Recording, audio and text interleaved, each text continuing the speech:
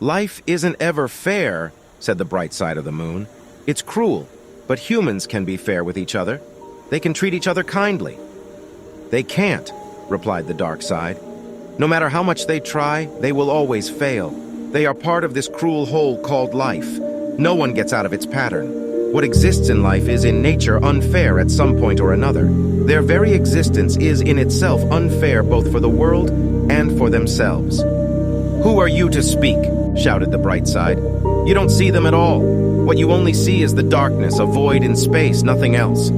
I'm the one who gets to see the moments of kindness, the kisses of love, and the acts of humanity. Every day I see a human being loving another. I see war seekers and killers, but those are sprays who need not hatred, but a little bit of guidance, that's all. All are good in nature." "My bright friend," replied the dark side of the moon, "it seems that the world's beautiful sceneries and humans' apparent beauty has taken off your ability to hear clearly. You've been busy watching in awe. You forgot how to hear the shadows. While busy watching the smiles and the dances, I heard the agony. I heard their sobs, their cries of help, and their sighs. I heard it every day. Not a single day I heard something different.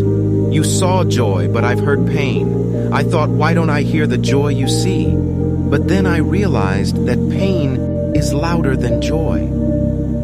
One day," continued the dark side, "I started to think, why don't they change? Why don't they stop hurting each other? They are all hurt, and yet what they keep on giving to each other is nothing but the same wounds.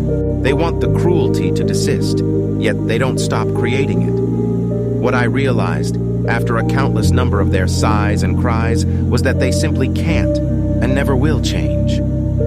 "Yes, they are hard on each other sometimes," replied the bright side in one long sigh. "I approve of some of your ideas. However, my dark friend, if every human believed in what you've said, it would only be more of this nightly, silent agony. What is beautiful about them is that they always keep looking for that last spark, that last shot to have a bit, at least, of what they desire. That meaning they keep tenaciously applying to the things around them makes them, at some way despite the odds, quite unique. No! That exact meaning they create in every presence, that spark they always look for, that uniqueness of theirs is what breeds more of their agony," responded the dark side of the moon at once.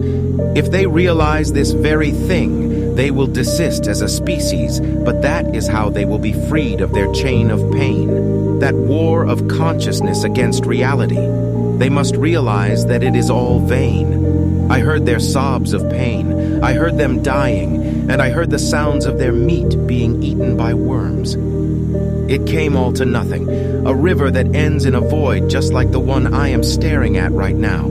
It is all but a dying star destined for one end." The bright side responded immediately.